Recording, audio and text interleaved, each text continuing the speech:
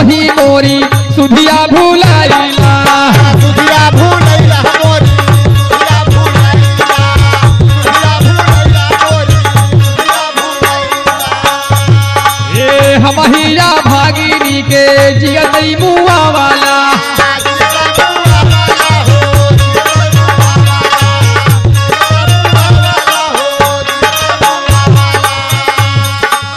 कमले का रनमा राजा कहत का तनी बड़ी कौन हमसे गलती हो गई बजे तनी बड़ी सजा देत हुआ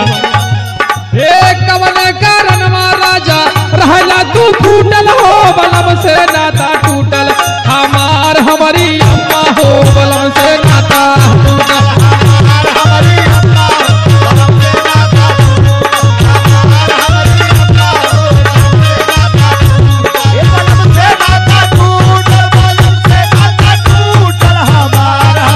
हो बलम से नाता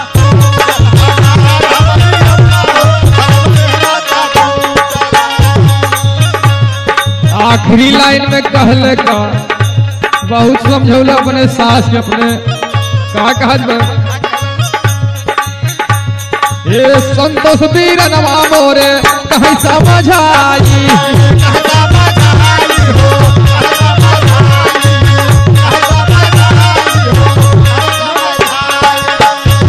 ये विनोद भैया करत बाट दोहाई